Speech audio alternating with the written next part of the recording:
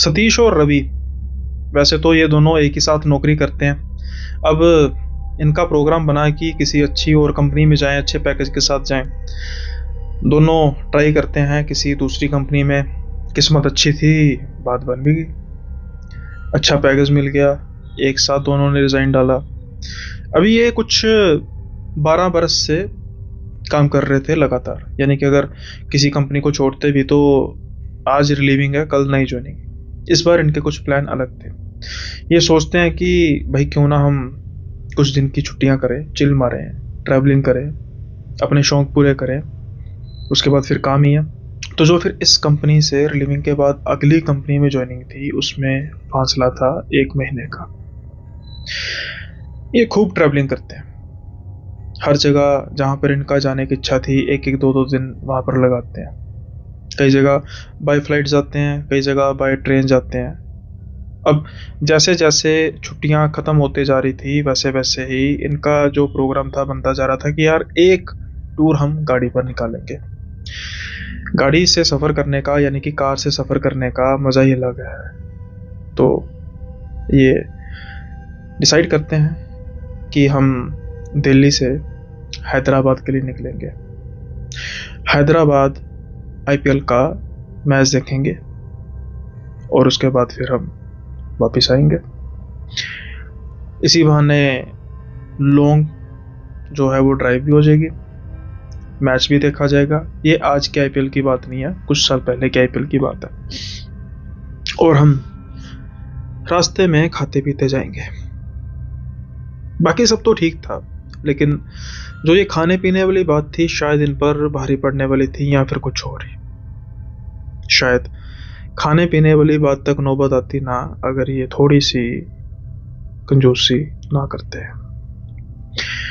क्योंकि long drive पर निकले थे, जाहिर है कि टोल्स की भरमार तो होगी। अब ये हैदराबाद जाते हैं, एंजॉय करते हैं आसपास जगहों को, मैच देखते हैं, फिर ये वापसी की तरफ आना शुरू करते हैं। अब जैसे कि मैंने कहा कि टोल्स की भरमार तो थी। रास्ते में कुछ ऐसे 2-3 टोल्स थे जो काफ़ी ज़्यादा महंगे थे।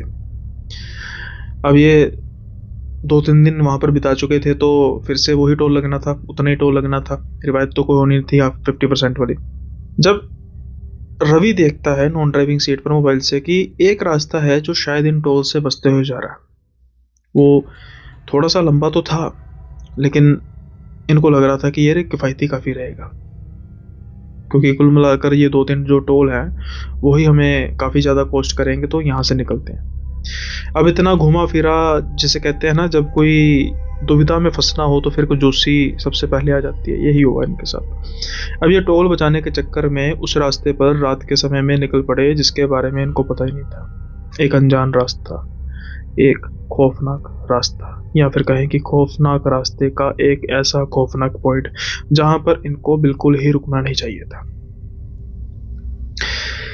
ये जाते जा रहे थे और एक पॉइंट पर आकर इनको शायद अब लगने लगा था कि ये गलत रास्ते पर आ गए, क्योंकि वो रास्ता काफ़ी ज़्यादा टूटा हुआ था। बीच बीच में इनका मन करता कि ये वापस मुड़ जाएं, लेकिन अब ये तकरीबन कुछ 20-25 किलोमीटर आगे चल आए थे और ये इसी उम्मीद में थे कि अब सही सड़क आएगी, अब सही सड़क आएगी। एक पॉइंट पर आकर जो मैप था वो तो रास्ता सीधा दिखा रहा था, लेकिन उसके बिल्कुल थोड़ी सी कर्व में एक बिल्कुल साफ सड़क दिखाई दे रही थी। एक अजीब सा बड़ा सा गेट था जो खुला हुआ था, लेकिन वो मैप में कहीं शो नहीं कर रहा था।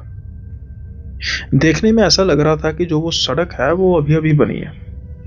अब ये दोनों सोचते हैं कि यार इस रास्ते से जाए, क्योंकि ये टूटी हुई सड़क से इतना परेशान आ चुके थे कि ये इस चीज़ पर ज़्यादा तवज्जो देते ही नहीं है कि मैप पर तो ये रास्ता दिखा नहीं रहा। ये सोचते हैं कि हो सकता है कि जो ये सड़क है ये कर्व लगा कर जा रही है और ये शॉर्टकट होगा जो बिल्कुल सीधा होगा। और शायद इनकी सोच बिल्कुल ठीक भी थी, क्योंकि जो ये दूसरी सड़क थी वो ऐसे ही शो कर रही थी जैसे वो कर्व बनती जा रही है, कर्व बनती जा रही है, और इनका जो एस्टीमेट था कि ये रास्ता बिल्कुल सीधा जाकर मिल जाएगा, साफ सड़क होगी, तो हमें एक तो टाइम भी बचेगा, दूसरा कुछ हद तक इस टूटी हुई सड़क से छुटकारा भी। अब ये वो रास्ता इख्तियार कर लेते हैं। अभी ये कुछ 10 किलोमीटर के आसपास इन्होंने रास्ता सफ़र तय किया होगा, तो ये दूर से इनको नज़र आ रहा होता है कि कुछ लाइट्स वगैरह काफ़ी ज़्यादा हैं, जो इस बात का इशारा कर रही थी कि यहाँ पर कोई रेस्टोरेंट है, ढाबा है। लेकिन उसके कुछ आगे ही एक और एक्टिविटी इनको नज़र आई कि एक बड़ा सा पेड़ गिरा हुआ है सड़क पर और कुछ लोग उसको उठाने की कोशिश कर रहे हैं। जैसे जैसे ये पास पहुंचते गए तो ये बात स्पष्ट होती गई कि जो ये सोच रहे हैं बिल्कुल ठीक है। यहाँ पर सड़क के किनारे पर एक ढाबा भी है जहाँ पर काफ़ी गाड़ियाँ लगी हुई हैं और कुछ ही दूरी पर एक पेड़ भी गिरा हुआ है, क्योंकि अभी कुछ ही समय पहले बारिश होकर हटी थी, तो शायद हो सकता है कि उसकी वजह से यहाँ पर हवा तेज चलने की वजह से पेड़ गिर गया और कुछ लोग उस पेड़ को उठा रहे थे। ये सोचते हैं कि भैया हमने तो थोड़ी देर रेस्ट करनी भी थी, खाना खाना था, तो ऐसा करते हैं इस ढाबे पर बैठते हैं, खाना वगैरह खाते हैं, थोड़ी देर रेस्ट करते हैं, तब तक ये पेड़ भी उठा ले जाएंगे। हो सकता है इतनी गाड़ियाँ खड़ी हैं वो भी यही सोच रही होंगी कि भाई जो पेड़ है तब तक ये उठा लिया जाएगा और हम अपना जो है वो काम करेंगे। ये ढाबे पर बैठते हैं। एक चीज़ इनको काफ़ी ज़्यादा हैरान करती है इस ढाबे पर कि जो मेन्यू था उसमें कोई भी वेज आइटम थी ही नहीं। सारी की सारी जो आइटम्स थी, सारी की सारी जो डिशेस थी वो नॉन वेज थी। आसपास के जो लोग थे वो बड़े अजीब से तरीके से खाने को खा रहे थे, जैसे कोई जानवर खा रहा होता है, एक दो नहीं हर एक। हालांकि ये इस बात पर ज़्यादा तवज्जो नहीं देते और वेटर को बुलाते हैं। वेटर जैसे ही आता है उसको कहते हैं कि भाई यहाँ पर कोई नॉन वेज वगैरह चीज़ मिलती है, वेज वगैरह कुछ नहीं है। तो कहता है कि आपके सामने ही तो है जो कुछ है। इनको काफ़ी रूखा स्वभाव लगता है, दिल तो करता है कि भाई उठ जाए, लेकिन अब भूख भी लगी थी और गाड़ी में बैठने का कोई सवाल तो था नहीं, क्योंकि सामने पेड़ गिरा हुआ था और पेड़ जब उठेगा तभी तो जाएंगे। तो ये सोचते हैं कि भाई हमने वेटर को थोड़ा खाना है, हमने तो खाना खाना है। तो ये कहते हैं कि चल ठीक है, बुलाते हैं। ये मेन्यू सेलेक्ट करना शुरू कर देते हैं, मेन्यू में से डिशेज सेलेक्ट करनी शुरू कर देते हैं और चिकन वगैरह का ऑर्डर करते हैं। उसको फिर से बुलाया जाता है, उसको कहा जाता है कि भाई ये सामान है ले आ। वेटर जो है वो अपने जो डिशेस ऑर्डर की हैं वो लेने के लिए चला जाता है। अब अंदाजन कुछ 15-20 मिनट तो एक ऑर्डर को कवर करने में लगते ही हैं। तो जो सचिन है वो कहते हैं कि भाई मैं देख कर आता हूँ क्या सीन है, पेड़ कब तक उठेगा। अब सचिन जब जाते हैं उस पेड़ वाली लोकेशन के पास, वो जब देखते हैं तो उनको काफ़ी ज़्यादा हैरानी होती है। हैरानी किस चीज़ की कि भाई लोग पेड़ ही तो उठा रहे थे। लेकिन सबसे ज़्यादा हैरानी वाली बात यही थी कि पेड़ उठा लेते थे। जैसे ही वो इस पॉइंट पर आता है कि उस पेड़ को साइड पर किया जाए, फिर वो उस पेड़ को वैसे ही रख देते, फिर से उस पेड़ को उठाने लगते, फिर से उसको साइड पर करते और फिर से वो वहीं पर रख देते।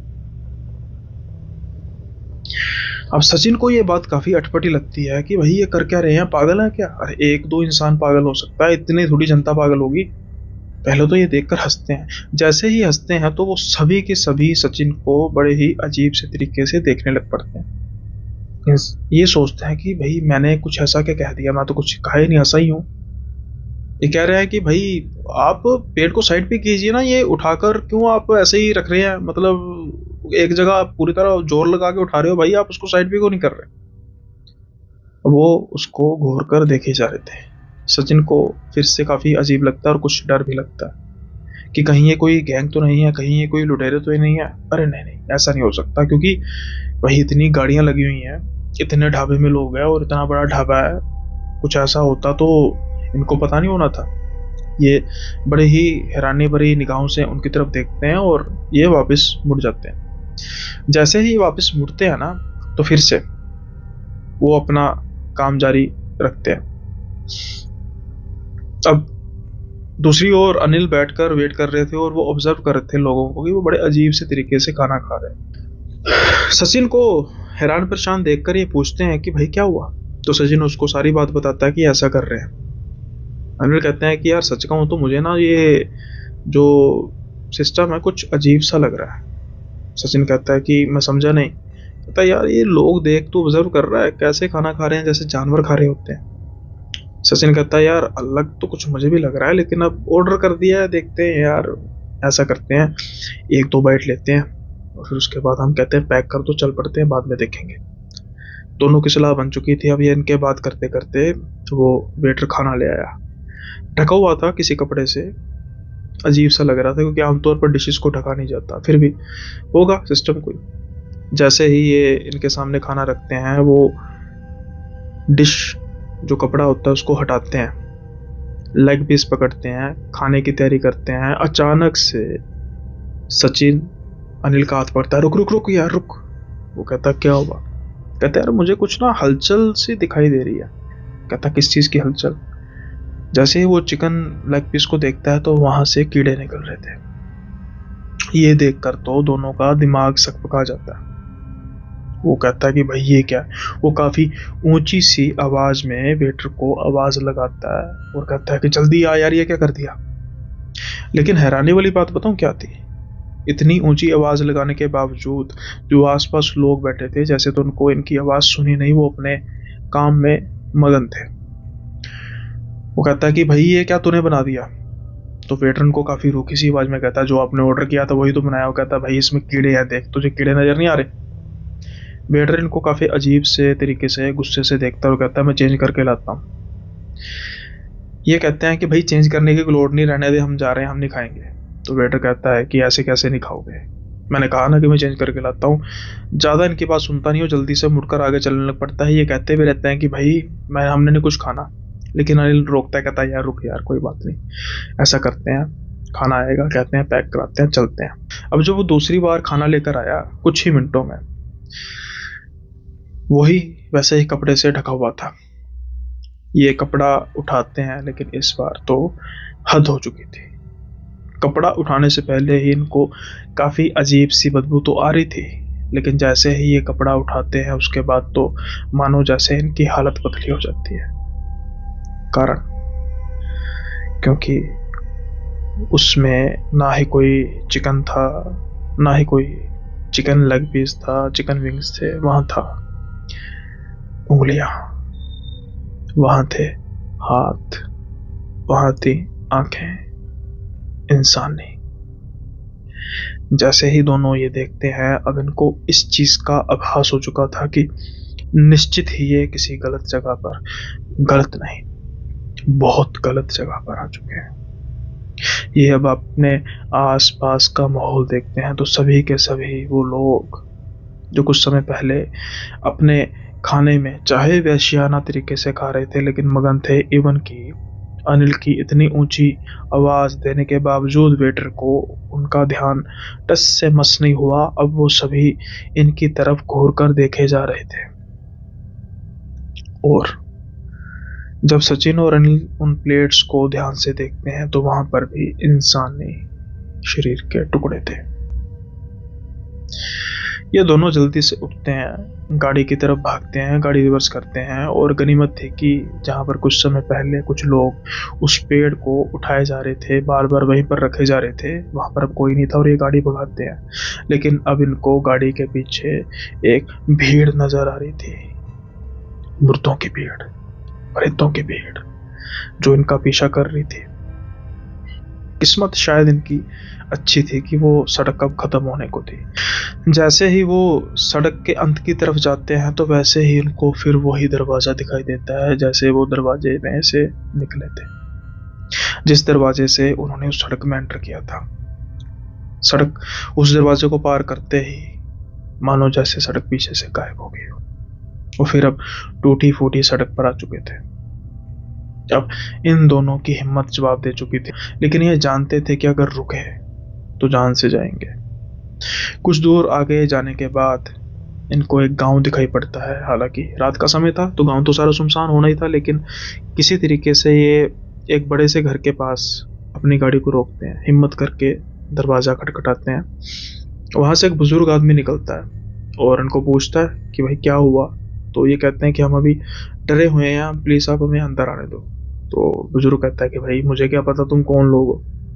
तो ये अपना आईडी कार्ड वगैरह सब कुछ दिखाते हैं कि हम भले लोग हैं, ऐसे ऐसे नहीं है, प्लीज हम हमें अंदर आने दीजिए। जब अंदर आते हैं तो फिर उस व्यक्ति को ये बात बताते हैं। वो व्यक्ति बात सुनकर ज्यादा हैरान होता नहीं है और वो कहता है कि ये जो इलाका है ना, ये कई बार ऐसी कंप्लेंट्स सुनने को मिली है कि ये भ्रमित करता है। अब कई लोग कहते हैं कि जो इस रास्ते में जाता है वो जिंदा नहीं बचता, लेकिन मैं इन बातों को मानता नहीं हूँ। उसके दो कारण हैं। पहला कारण है कि मैं सामने तुम्हें देख तो रहा हूँ, तुम जिंदा हो। और दूसरी बात कि अगर कोई जिंदा बचता नहीं है तो फिर ये किससे बताता कौन है। इसलिए हाँ, ऐसी बातें सुनने में आती हैं, लेकिन आज तक कभी ऐसा नहीं हुआ कि किसी की जान गई है। लेकिन अगर किसी की जान गई है तो शायद उसका पता कभी लगा ही ना हो, वो गायब ही हो गया हो। जहां तक रही इस रास्ते की बात, तो ऐसा कोई रास्ता बेटा है नहीं। जो तुम रास्ते से आने की बात कर रहे हो वहां पर है खेत, बस और कुछ नहीं। तो फिर क्या कोई ऐसा पोर्टल था जो खुला, जहां पर ये फंसते फंसते बचे, मरते मरते बचे, या फिर इनका वहम। लेकिन जो वहम होता है वो कुछ मिनट्स, कुछ सेकंड्स की खेल होती है, ना कि कुछ घंटों की, जो इनके साथ बीता। आज भी जब ये इस रोड ट्रिप को याद करते हैं तो इनकी सिट्टी बिट्टी गुल हो जाती है। यहाँ तक कि इस वाक़ये के बाद इन्होंने कभी रोड ट्रिप को ऑप्ट ही नहीं किया। जहाँ भी जब ये जाते हैं तो ये पब्लिक ट्रांसपोर्ट से ही जाते हैं, अगर टाइम मिलता है तो। आई होप आज का किस्सा आपको ये पसंद आया होगा। पसंद आया तो लाइक शेयर सब्सक्राइब करना मत भूलिएगा। अब हम बढ़ते हैं अगले किस्से की ओर। अविनाश कहते हैं कि ये बात तब की है जब मेरे दादाजी एक गांव में, अपने गांव में रहते थे, और वो अपने गांव में काफ़ी सम्मानित थे। उसका कारण यह है कि बात 1960 के आसपास की है, और उस वक्त मेरे दादाजी डॉक्टर थे। वो ना ही सिर्फ हमारे गांव में सर्व किया करते थे, बाकी आसपास के गांव के लोग भी वहाँ आते थे। लेकिन एक अभिशाप, या कह सकते हैं कि एक श्राप ऐसा है कि जो हमें उस गांव में जाने से रोकता है। हमें तो लगा कि शायद अब वो श्राप खत्म हो गया होगा, लेकिन ऐसा नहीं था। काफ़ी वर्षों बाद मैं अपने बेबी बच्चों को लेकर उस गांव में गया था, इस उम्मीद से कि शायद अब बातें खत्म हो चुकी हैं। लेकिन जैसे ही मैंने उसे देखा, मुझे सब याद आ गया कि मेरे पिताजी ने, मेरे दादाजी ने क्या कहा था उसके बारे में, और क्या कहते थे कि वो कभी गांव नहीं जाएंगे। मुझे तो ये था कि हमारा जो पुश्तैनी मकान है उसका काफ़ी सालों से हमने रेंट नहीं दिया, इसी बहाने हम गांव में घूम आएंगे और साथ के साथ ही रेंट भी ले लेंगे। कुछ पुराने लोग हमें जानते हैं, उनसे अपने बच्चों को मिलाऊंगा, उनको दिखाऊंगा गांव का कल्चर कैसा होता है। लेकिन होने को कुछ और ही मंजूर था। हम उस गांव में एक हफ्ता रुकने के लिए गए थे, हमारे गांव में, लेकिन एक रात भी नहीं रुक सके।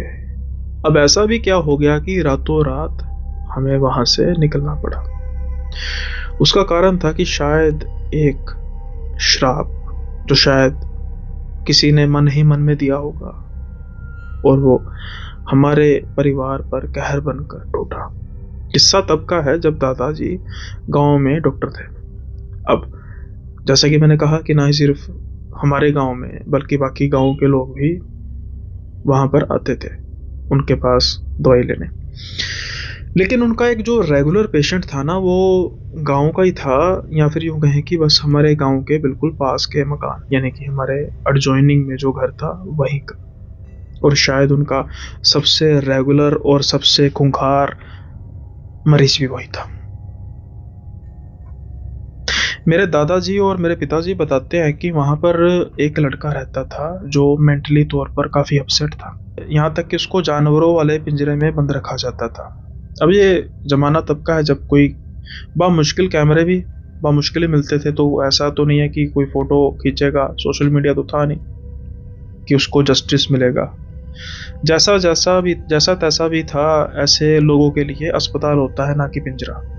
शायद यही श्राप जो मन ही मन में था उसको मिलता था इनके दादाजी को भी, क्योंकि जब भी वो आउट ऑफ कंट्रोल होता, जब भी उसको दिक्कत होती, तो इनके दादाजी को बुलाया जाता उसको इंजेक्शन लगाने के लिए, नींद की, रेस्ट का इंजेक्शन लगाने के लिए। और जब वो उसको इंजेक्शन लगाया जाता तो वो काफ़ी तड़फता और दादाजी को काफ़ी गालियाँ निकालता, काफ़ी अपशब्द बोलता। दादाजी इस बात को सोचकर छोड़ देते कि भैया मेंटली अपसेट है, क्या कहा जा सकता है, तो वो कोई ज़्यादा बात करते नहीं। लेकिन शायद वो अपशब्द, वो गालियाँ या वो बद्दुआएँ लगनी शुरू हो चुकी थी।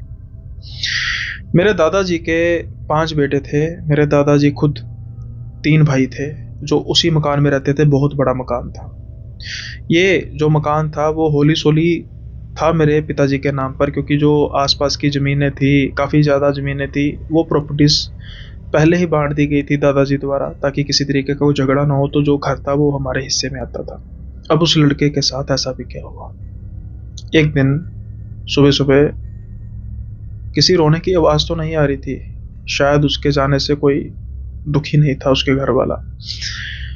बस भीड़ थी जमा, क्योंकि वो लड़का अब इस दुनिया में नहीं रहा था।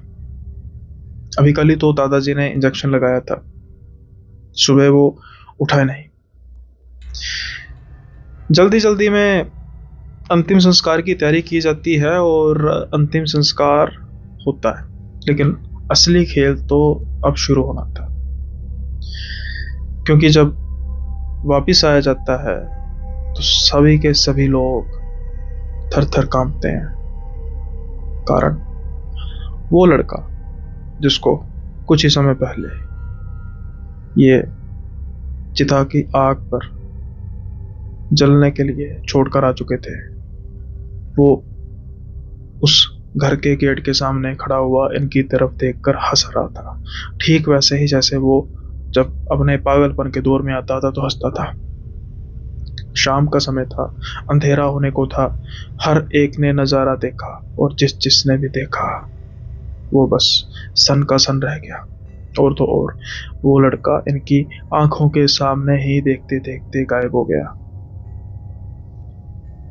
उसके बाद शुरू हुआ कहर। कहर मौतों का कहर, एक अजीब से तरीके की मनहूसियत का इस गांव में, क्योंकि अब शुरू शुरू में वो रात को हंसने की आवाज़ें सारे गांव की गलियों में गूंजती थी, और फिर उसके बाद एक घर में रोने की आवाज़ें, और वो घर उस लड़के का था। उस लड़के का परिवार भी काफ़ी बड़ा था और घर भी उतना ही बड़ा था। उस लड़के के 6 भाई थे। उसके पिताजी अपने भाइयों के साथ ही रहते थे जो 5 थे, और दादाजी थे, दादी भी थे। काफ़ी बड़ी वंशावली थी, काफ़ी बड़ा परिवार था। लेकिन अब कुछ कुछ महीनों के अंतराल के बाद उस घर में मौतें होने लग पड़ी। कभी कोई बच्चा मर जाता, कभी कोई बड़ा मर जाता, कभी कोई औरत मर जाती। बात यहाँ तक आ चुकी थी कि ये बात ज़्यादा सहन ना करते हुए वो घर छोड़कर ही चले गए। जैसे ही उन लोगों ने वो घर छोड़ा, उसके बाद कभी कोई मौत की खबर वहाँ से सुनाई नहीं दी जहाँ पर भी वो गए थे। लेकिन वो चीज़ अब हमारे घर में आ चुकी थी। वो मौतों का सिलसिला हमारे घर में शुरू हो चुका था, इसलिए हमें भी वो घर छोड़कर जाना पड़ा। इस सारे के सारे श्राप में मेरी दादी जी की मौत हुई, मेरे 2 चाचा जी की मौत हुई। उनमें से उन दोनों की पत्नियों में से एक की पत्नी की मौत हुई। दूसरे चाचा जी के पत्नी तो बच गई, लेकिन उनके एक बच्चे की मौत हुई। और तो और जो हमारे घर में जानवर थे वो भी मर चुके थे धीरे धीरे करके। तो अब दादाजी ने डिसाइड किया था तब ये कि वो शहर में जाएंगे और वापस मुड़कर कभी गांव नहीं आएंगे। लेकिन मैं शायद इस बात को भूल चुका था, क्योंकि मेरे दादाजी पिताजी के द्वारा ये बात बार बार कही गई थी कि कभी भी मत आना। सो बात है 2000 के आसपास की, जब मैंने डिसाइड किया कि मेरे बच्चे जो हैं अब धीरे धीरे बड़े हो रहे हैं, और ये बात भी काफ़ी पुरानी हो चुकी है। शहर में रहने के कारण कहीं ना कहीं मैं इन बातों को अब मानता भी नहीं था। मैं सोचता था कि हो ना हो ये जो बातें हैं ये दकियानूसी हैं। ऐसे ही कुछ दिक्कत परेशानी हुई होंगी, कुछ नेचुरल डेथ हुई होंगी, और ये माना गया कि ये उस लड़के का किया धरा। हम जाते हैं, गांव के लोग देखकर खुश तो होते हैं, लेकिन उनके चेहरे पर चिंता के निशान साफ तौर पर नजर आ रहे थे। जो ये बार बार कह रहे थे कि आपको शायद यहाँ पर आना नहीं चाहिए था। जो रेंट पर रह रहे थे, जैसा मैंने कहा कि घर काफ़ी बड़ा था, तो हमने उसको पहले ही बता दिया था कि हम आ रहे हैं। अब रात को हम सभी एक ही कमरे में सो रहे थे। अचानक से सबकी नींद खुलती है एक आवाज़ से। वही पागलों की तरह हंसने की आवाज़। अब मैंने तो ये आवाज़ पहली बार सुनी थी, क्योंकि जब ये सभी वाक़ये हुए थे तब तो मैं था भी नहीं। मेरे मेरा जन्म जो है वो काफ़ी देर बाद हुआ। मेरे पेरेंट्स में कॉम्प्लिकेशंस थे, जिसकी वजह से मेरे चाचा वगैरह के बच्चे तो पहले हो चुके थे, लेकिन मेरा जन्म काफ़ी देर के बाद हुआ, तो तब मैं तो अस्तित्व में था ही नहीं। लेकिन जैसे ही वो आवाज़ हम सभी सुनते हैं, हमारे रोंगटे खड़े हो जाते हैं। इतनी ऊंची आवाज़ हमें डराने के लिए काफ़ी थी। मैं नीचे भागा जाता हूँ, दरवाज़ा खटखटाता हूँ, उनको उठाता हूँ और पूछता हूँ कि ये आवाज़ कहाँ से आ रही है। लेकिन वो सभी कह रहे थे कि हमें तो किसी तरीके की कोई आवाज़ ही नहीं आई। मैं कहता हूँ कि मेरा दिमाग थोड़ी ख़राब है, इतनी ऊंची आवाज़ सुनकर तो सारा गांव ही उठ जाए और आपको आवाज़ ही नहीं। वो कह रहे हैं हम सच में कह रहे हैं कि हमें किसी तरीके की कोई आवाज़ नहीं आई। फिर भी ये वहम समझकर सोने के लिए चले जाते हैं और सोने की सिर्फ एक्टिंग करते हैं, क्योंकि ये सोच रहे थे कि शायद इनको कोई डराने की कोशिश तो नहीं की जा रही। लेकिन फिर से जब ये आवाज़ आती है तो ये देखते हैं बाहर की तरफ कि गेट के कुछ दूरी पर एक लड़का खड़ा हुआ है, जो इनकी तरफ देखकर हंस रहा है। क्या ये डराने की साजिश थी? नहीं, क्योंकि उसकी आंखें जो चमक रही थी, किसी इंसान की आंखें चमक नहीं सकती। सो ये इस बात का सबूत था कि शायद ये गलत जगह पर आ गए। ये उसी समय अपना सामान पैक करते हैं, गाड़ी निकालते हैं और चल पड़ते हैं। जैसे मैंने कहा कि सन 2000 की बात है। आज इनकी उम्र भी काफ़ी हो चुकी है। उसके बाद ये ना खुद गए, ना अपने बच्चों को वहाँ पर जाने दिया। मकान भी इन्होंने औने पौने दांव में बेच दिया, उन्हीं को जहाँ पर ये रहते थे, उन्हीं को जो रेंट पर रहते थे। अच्छा किया, समझदारी भरा डिसीजन। आई होप ये किस्सा आपको पसंद आया होगा, और अगर पसंद आया तो लाइक शेयर सब्सक्राइब करना मत भूलिएगा। अब हम बढ़ते हैं अगले किस्से की ओर। वो कहते हैं ना कि उम्र का एक हिस्सा होता है जहाँ पर हम कुछ गलतियाँ करते हैं, ये जानते हुए भी कि शायद ये गलती हम पर भारी पड़ जाती है। या फिर उम्र का कुछ ऐसा हिस्सा होता है जहाँ पर हमें किसी बात की परवाह नहीं होती। आशुतोष, दिलावर और अभिजीत शायद यही कैटेगरी में थे, या यूँ कहें कि इसी उम्र के पड़ाव में थे।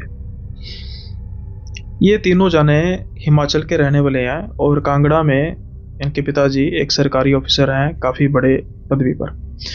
अब इनका आशुतोष का जो है वो मकान तैयार हो रहा होता है, बनकर तैयार हो जाता है, तो साथ में एक बहुत बड़ी गाड़ी भी ली जाती है। आशुतोष और दिलावर ये दोनों जाने तो इनका तो एक किस्म का फैमिली रिलेशन है। अब जो ये इन्होंने घर लिया था ये कुछ दूरी पर था, तो ये डिसाइड किया जाता है तीनों दोस्तों के द्वारा, खास तौर पर आशुतोष और दिलावर के द्वारा, कि भाई ये ना गाड़ी निकालेंगे और ये कुछ लॉन्ग ट्रिप पर चलेंगे, रात लेट नाइट वापस आएंगे। इनका तीसरा दोस्त भी साथ में था। अब ये तीनों जाने निकल पड़ते हैं और शाम का समय होता है, तो ये एक पुल पर गाड़ी रोकते हैं, जहाँ पर एक बहुत बड़ी नदी बह रही थी, काफ़ी अच्छी वादियाँ थी, लेकिन वहाँ पर कोई था नहीं आसपास। बिल्कुल सुनसान, बिल्कुल शांत, लेकिन खूबसूरत। लेकिन वहीं पर इनकी निगाह पड़ती है एक ऐसी शख्सियत पर जो दूर से देखने पर भी इनको काफ़ी खूबसूरत दिखाई दे रही थी। ये देखते हैं कि शायद घाटी की तरफ, कुछ निचाई की तरफ एक लड़की है। ये अपना शक दूर करने के लिए अपना मोबाइल निकालते हैं और उसको जूम करते हैं, लेकिन जैसे ही जूम करते हैं तो देखते हैं कि सुंदर लड़की नहीं, बहुत ही सुंदर लड़की है, जो इनकी तरफ देखकर हंस रही थी और हाथ से इशारा कर रही थी। और तो और उसके कपड़े भी कुछ कम थे, जिससे ये उसकी तरफ आकर्षित हो रहे थे। फिर से ये जूम करते हैं और उस लड़की की तरफ देखते हैं, और वो लड़की शायद इनको इशारा कर रही थी।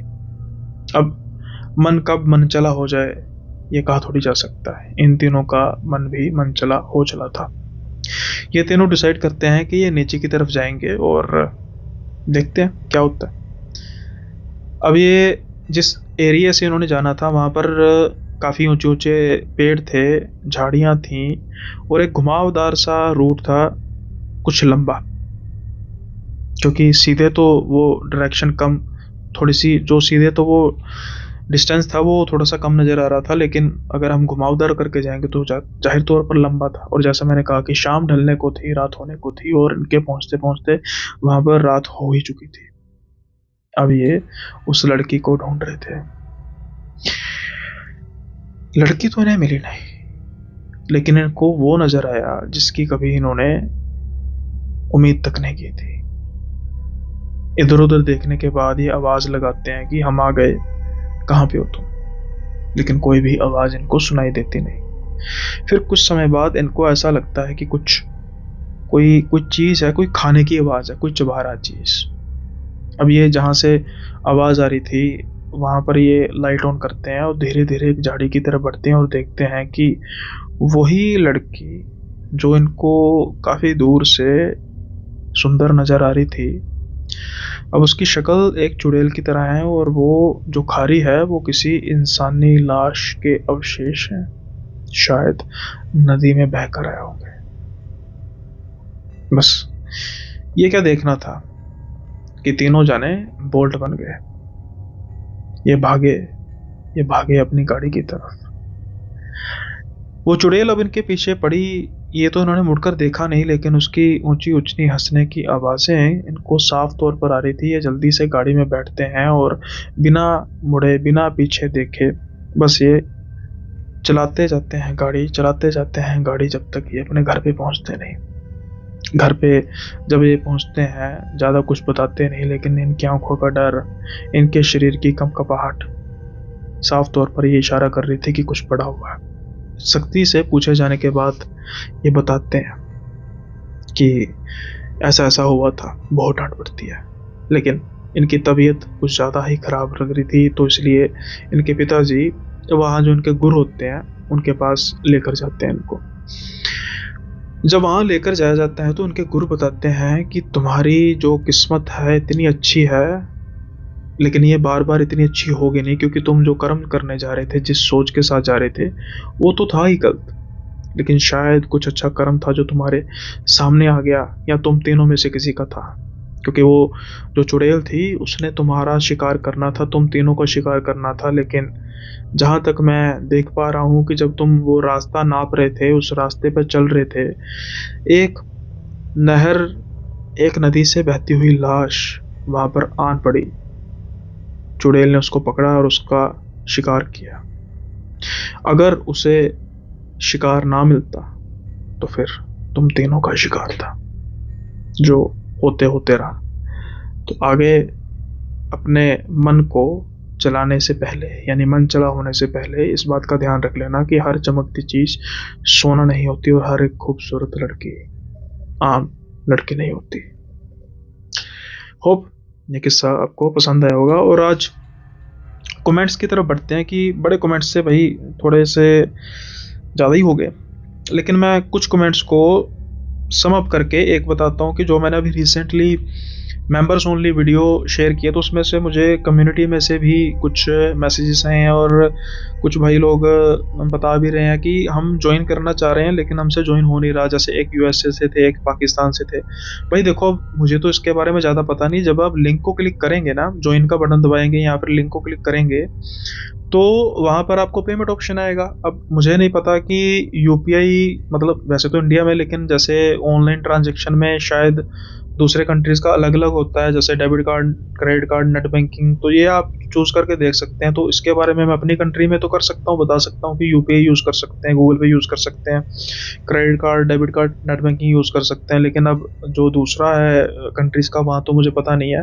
हाँ, एक छोटी सी चीज़ जो है मैं आपको रिकमेंड कर सकता हूँ कि जो भी ट्राई कर रहे हैं ज्वाइन करने की, एक तो जिन्होंने ज्वाइन कर लिया वो कमेंट में बता सकते हैं कि उन्होंने कैसे ज्वाइन किया।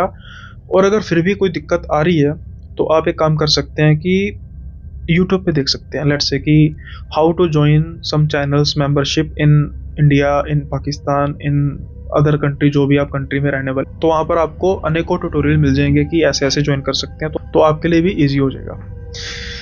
अब हम बढ़ते हैं। एक माइक प्रॉब्लम, मुझे समझ नहीं लग रही, मुझे मेरे हिसाब से जब मैं एडिट करता हूँ मुझे माइक में किसी भी तरीके की नॉइस नहीं आती। तो एक जैसे अपने भाई हैं, मुझे उन्होंने व्हाट्सएप भी किया, मैं पूरा मैसेज तो नहीं पढ़ूंगा, द रीज़न की वो लंबा सा मैसेज हो जाएगा।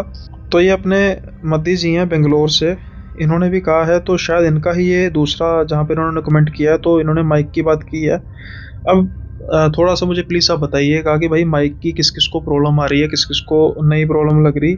शायद मद्दी जी नहीं है, इन्होंने तो अपने इंसिडेंट्स के बारे में कहा है कि मैं आपको बताऊंगा। एक मंड है @मंड555, इन्होंने कहा है कि माइक चेंज करो।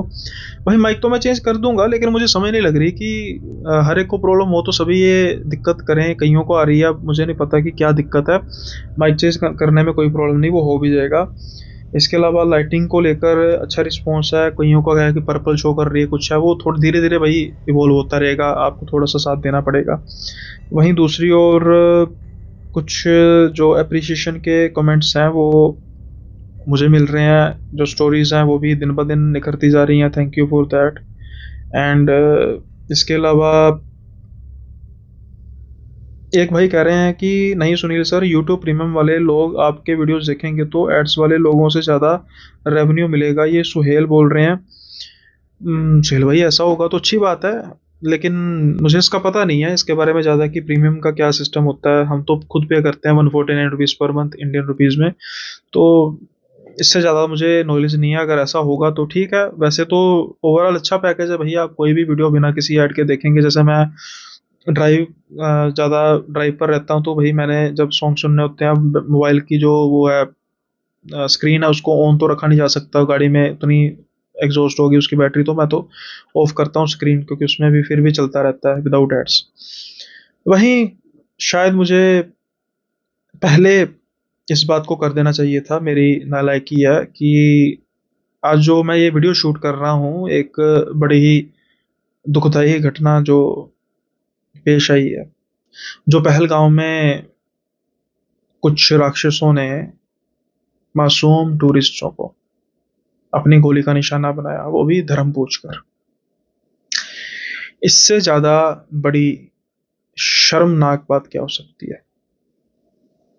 अगर इतना ही गोली चलाने का शौक है, तो उसके सामने गोली चलाने की हिम्मत करो जिसके पास भी पिस्तौल है। फिर पता लगेगा कि मुकाबला होता क्या है। निहत्थे लोगों को मारना, ये किस बात की बहादुरी है, जरा ये तो बताओ। मैं उम्मीद करता हूँ कि कोई भी इंसान अपने धर्म पर यह बात नहीं लेगा, लेकिन एक सोचने वाली बात है कि ऐसी भी क्या बात है।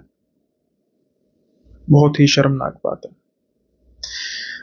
उम्मीद है कि देश दुनिया में जो जो भी इंसानियत में यकीन रखता है, वो इस वाक्य को कंडेम करेगा, और ऐसी सोच को भी जो दूसरे धर्म को सोचती है कि इनको जिंदा रहने का कोई हक नहीं है इस संसार में। परमात्मा ने जितने भी धर्म बनाए हैं, कुछ सोचकर बनाए हैं। हर एक धर्म का अस्तित्व है तो उसका एक कारण है, उसका एक टारगेट है, उसका एक मिशन है, लेकिन फाइनल टारगेट तो इंसानियत ही है ना, जो हर एक धर्म सिखाता है। तो जरा सोचिए कि क्या कुछ हम गलत कर रहे हैं, क्या कुछ कुछ ये विकृत मानसिकता के लोग गलत कर रहे हैं। और ये कोई कंट्री स्पेसिफिक नहीं है। और यहाँ पर अगर कोई ऐसी बात करेगा जी कश्मीर में ऐसा हो रहा है लोगों के साथ, तो ये ऐसी बुलशिट अपने पास ही रखो। मैं खुद कश्मीर होकर आया हूँ कुछ साल पहले, जिसे कहते हैं ना ग्राउंड रिपोर्ट। तो ग्राउंड रिपोर्ट में कुछ ऐसा था नहीं कि लोग बड़े वहां पर दुखी हैं। हर एक वहां का जो बाशिंदा है वो टूरिस्ट को बड़ा अच्छा ट्रीट करता है। हाँ, कुछ परेशानियां हैं, कुछ दिक्कत हैं, लेकिन वो पॉलिटिकल है ना कि कोई रिलीजन स्पेसिफिक है ना कोई। वहां मैंने कोई ऐसी मस्जिद नहीं देखी जिस पर ताला लगाओ, कि जहां पर किसी को इबादत करने से रोका गया हो। वहां पर हर एक टूरिस्ट को अच्छा फील गुड कराया जा रहा था। कुछ जैसे मैंने कहा कि इख्तिलाफ थे, लेकिन ऐसे नहीं थे कि जिससे कुछ बड़ा बवाल हो सके। तो वहाँ के लोग खुश हैं। तो जो लोग ये सोचते हैं कि कश्मीर के लोगों को अन्याय हो रहा है, तो वो जरा अपने इलाके के कश्मीर में भी देखें कि क्या हो रहा है, कहाँ पर इतने मास प्रोटेस्ट हुए हैं। तो ये जो हिपोक्रेसी है, कृपया करके इसको बंद कीजिए। शांति से रहें और रहने दें, मैं तो ये कहूँगा। मैं उम्मीद करता हूँ कि मैं इसमें कुछ वही ऐसा नहीं करूँगा कि कमेंट में लिखिए, कमेंट में प्रार्थना कीजिए।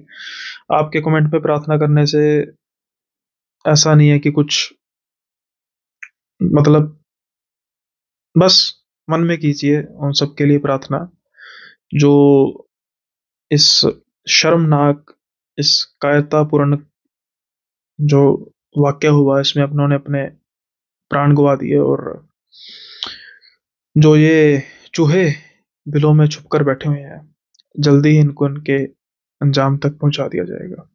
इसी उम्मीद के साथ आज का जो एपिसोड है इसको यहीं पर ख़त्म करते हैं। जल्दी मिलेंगे अगले एपिसोड में नए किस्सों के साथ।